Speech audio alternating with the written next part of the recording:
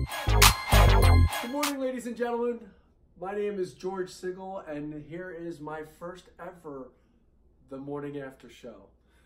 I'm basing this show on, as you can tell here, sports, because I am a huge sports junkie, and this is all the shit that I'm going to give you on my own YouTube channel because my wife is sick and tired of hearing it. So, good morning again. Here we are. Let's start off. It's called The Morning After, and it is the morning after the Super Bowl. So, what'd you think of the Super Bowl? It's boring. Yes, the Super Bowl this year was a boring game. 13-3. No one wants to see you grind them down, run here, run there. 11 punt, 13 punt performance between two offensive juggernauts that just could not get it going last night. If we wanted that, we would have asked for the game to be in 20-degree weather, honestly. I mean, it was absolutely atrocious. Did the better team win? Yes. Do I think that the Rams will be back again? Maybe. But it is very, very hard for teams to make it to the climax every year, year in and year out, even though the Patriots make it look like kids play. Honestly, Patriots fans, play in a real division where you automatically don't go to the playoffs every year. Sorry about that one. Anyway, so the Super Bowl was last night, 13-3. Julian Edelman was your MVP. It was a really not that great of a game. It was very interesting to see both teams, how they schemed offensively and defensively for each other, for one another. I feel that the punters might have been the true MVPs of the game because their field position battle was incredible. I also think anytime you come out of the Super Bowl and you're more worried or saw the Super Bowl performance at halftime and more interested in that, then there might not have been that great of a game. But honestly, we'll get back to that. The other questions now, moving forward. Okay, so is Tom Brady the best quarterback ever? I don't know. I feel that quarterback is an arbitrary position where I have seen Tom Brady play his entire NFL career, but would I say he's the best ever? Probably not. I was always a big John Elway fan myself. I know you look at guys of my father's generation and he's going to say, well, Johnny Unitas is the best quarterback ever. He was throwing the football before they were really throwing the football. I get it. So you had to change the rule book for Johnny Unitas. But again, you're looking at changes within the rules right now, and you got wide receivers running wide open. So, you know, defensive backs can't even put their hands on a wide receiver anymore.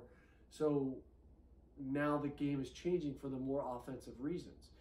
I mean, let's be very honest. If Patrick Mahomes stays healthy and continues to have more seasons like he had this year, then he will probably go in every record book possible.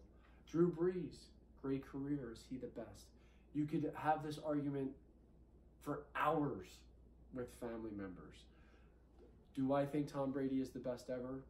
He's going to go down in a lot of books as the GOAT. So, I'm not going to argue with it, but I will always give you another opinion to think about. Peyton Manning's numbers were always better. Drew Brees' numbers will probably retire with better numbers.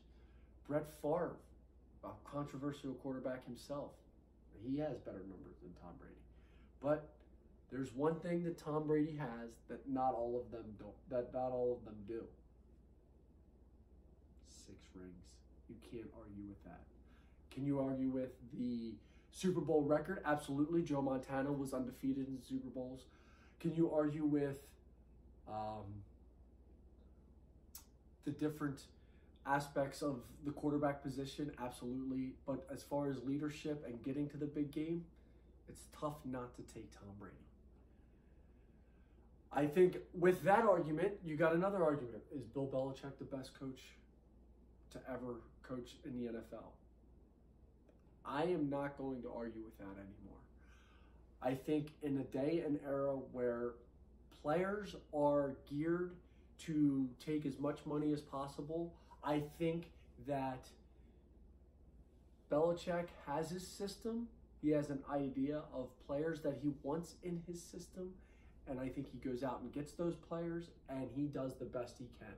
I mean, earlier in the season, I think I read an article about Bill Belichick is doing with scraps what other coaches couldn't do with some of these players. I agree.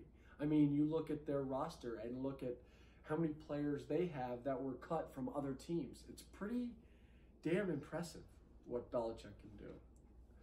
But my question will always come down to, okay, who retires first? Who goes first? Will they both stay in New England? Will one leave the other? Will one so badly want to prove that they can win without the other? So my question moving forward is, does Belichick and Brady stick together? Brady says he wants to play till 45. He's got a new brand name that he's got to prove that's going to help him with his longevity of his career. But let's be honest, he plays football and he gets hit, and he gets hit in odd places. He gets hit from behind. He gets hit at his legs. It's a very tough sport. Can he endure another long-term injury? We shall see. I think that Brady does make it to 45. I think Belichick will continue to coach for Brady's entire career. And I think McDaniels will stick with the Patriots until Belichick is gone. So we'll see how this all plays out. I know in my mind, no matter what, if you have those two together, you're always going to have a chance to be in the postseason and continue to play for Super Bowls. Come on, Jets. Would you just get things straight and give the Patriots a hard game? Dolphins, somebody, Bills, please. If you're listening out there, I know you got it. Anyway, so you then look into what is the next step for the NFL? The NFL offseason, of course. And Roger Goodell has done such a great job not at answering questions about bad calls. I'm not going there. I can't. But he has done such a great job of making the NFL the forefront of television as far as the draft is concerned. When I grew up, the draft was one day. It was a Saturday. It would start at noon, and it would run all day Saturday, and it would leak into Sunday. But now you got the NFL draft that starts Thursday night for the first round, Friday night for the second and third, Saturday, and then into Sunday. So now you got a whole draft weekend. For guys like me, I love it. I will sit down and watch every second. And then all of a sudden Saturday with my beard growing in, and I'm sitting there with a beer just watching, and my wife looks at me and goes, "You haven't gotten off the couch in 2.5 days. Will you please go grocery shopping or get your ass up and do something with me?" And I'm like, all right, let's go. Anyway, so there's so many questions to be answered. I actually saw this morning that the morning after the Super Bowl, the Chiefs have already opened as next year's front runners at 6-1 odds to be in the Super Bowl. So we shall see how the whole offseason plays. You know, who's going to be drafted? You know, if Kyler Murray is going to be the first quarterback drafted, or who goes second, where players will go. Will the Patriots draft a quarterback to succeed Tom Brady? You know, who knows how this is going to play out? Where's Le'Veon Bell go? Does Antonio Brown come back to the Steelers? I don't think he will, but we will talk about that in future shows. Le'Veon Bell, will he go with the Texans I've seen? I don't know. We shall see. I'm going to do some research, and I will let you people know what I am thinking on that. Does Kareem Hunt actually stand a chance at coming back to the NFL after the horrid videos that came out about what he did to the woman in his apartment building? You know, and what is the full story there? Will an NFL franchise take a chance on Kareem Hunt? We shall see. I think they will. I am very interested to see who will do it and how thorough their investigation as a team to his background is. But we go from football to basketball. Get into it. NCAA season has been going on. We're about 23 games into the season, which means we have about a month left until, that's right, March Madness, baby! It's right around the corner. It's coming.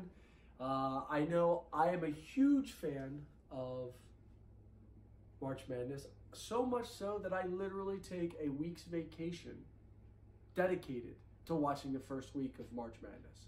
That's right. So, I guess it comes down to, in March Madness, who is your team? I am obviously a North Carolina fan. Do I think North Carolina has a shot this year? Yes.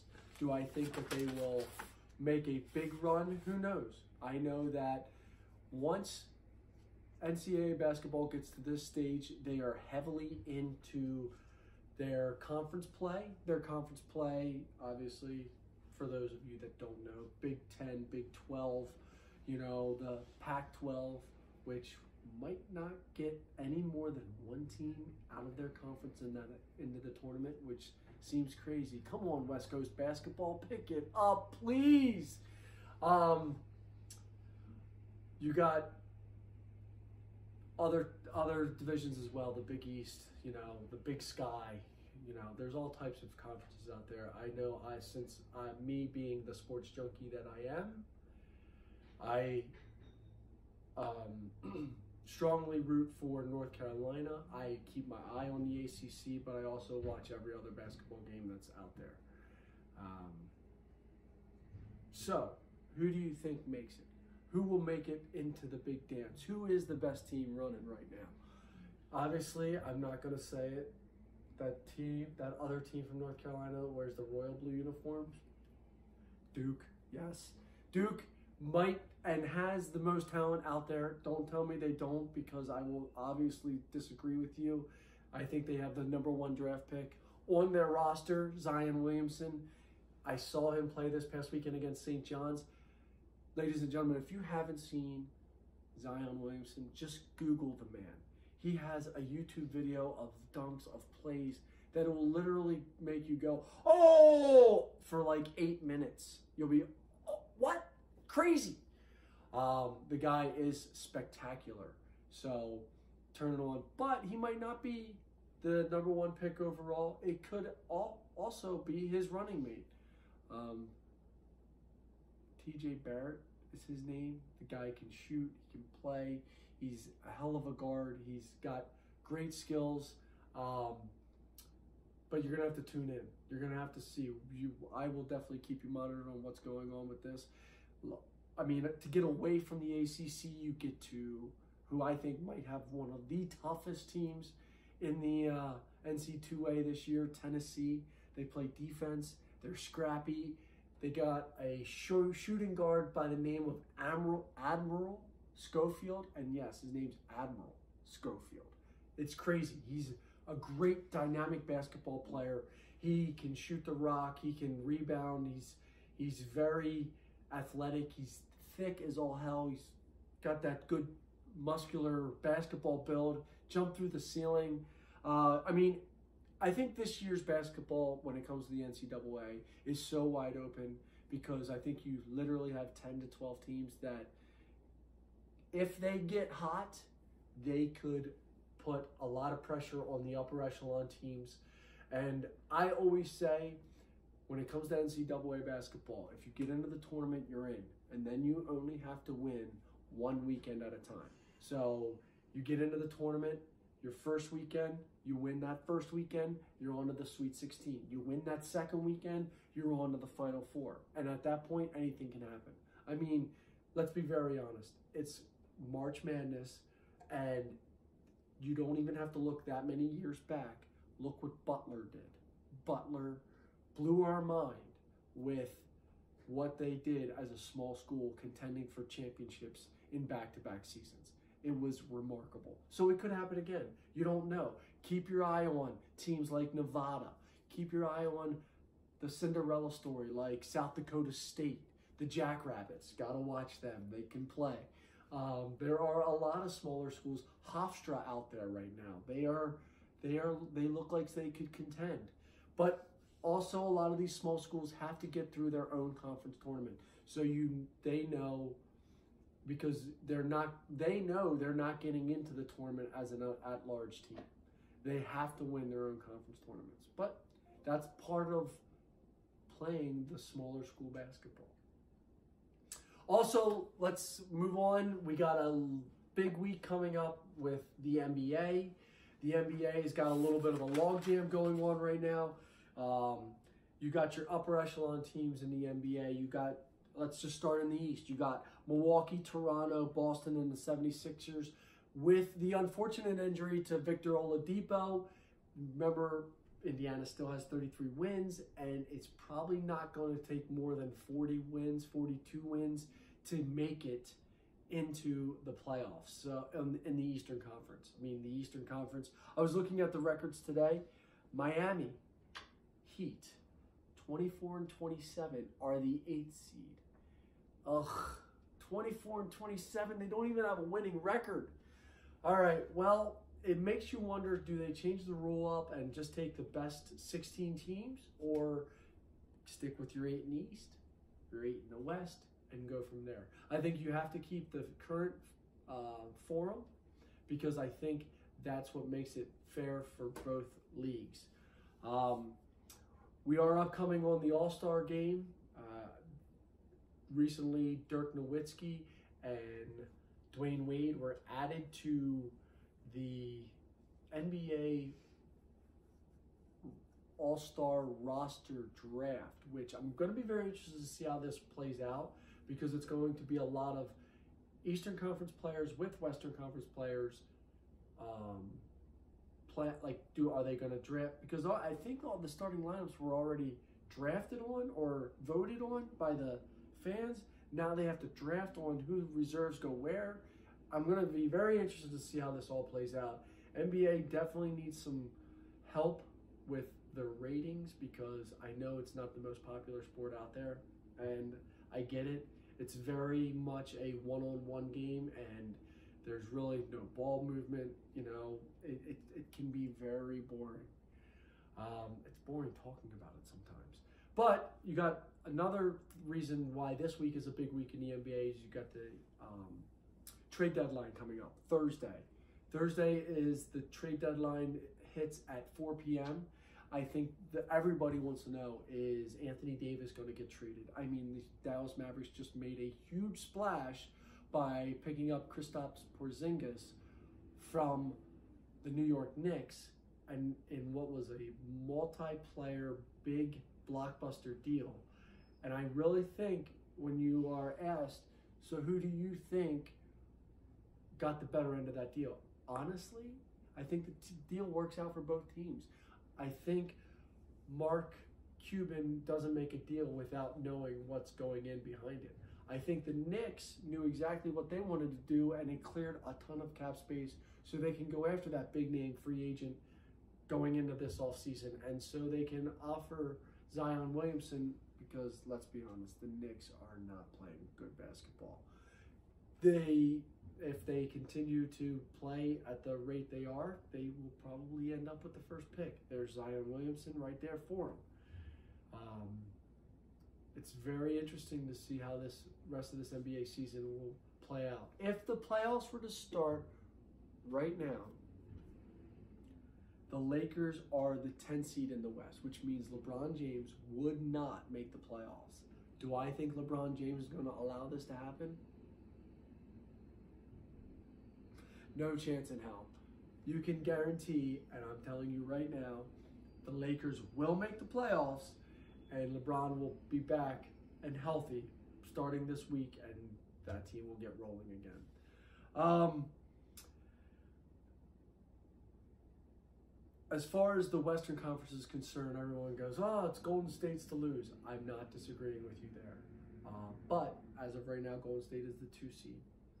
With Golden State being the 2 seed, we're going to see how this plays out, because they got Denver sitting in front of them. They got OKC in third. I don't think people realize how tough some of these teams are in the Western Conference, and I think when the playoffs start, everyone is going to be gunning for the Golden State Warriors. So I will keep you updated, and we will see how this season plays out. I'm going to be very interested with what I said previously with the trade deadline coming up. It's not so much the big name guys that are going to be traded, because I think you're going to have some expiring contracts move, but I'm more interested in those little deals that is going to solidify someone's bench. Sixers, come on, I'm talking to you, Sixers. That will help them finish this season off. And I think that we can all agree that depth and bench play does come into play when the playoffs roll around. So we shall see what goes down. Another thing that I was curious and can't wait to see if this actually continues happening is, will James Harden continue to play at the pace he's at? The man is averaging about 35 points a game, and I think he's gone an absurd number now with scoring 30 to 35 plus a night. I don't know if this was Houston's plan when in the offseason they got rid of the Trevor Arizas and the other players, the glue players. That's what we call them, the glue players, the guys that keep it all together. I think when they got rid of some of those guys and gave money to other players, I think they might have gotten rid of the wrong players. But we shall see. I know James Harden is playing at a ferocious clip. I know that every night he goes out there and lays it all on the court, and for 82 games plus a postseason, he's going to have a lot of work in front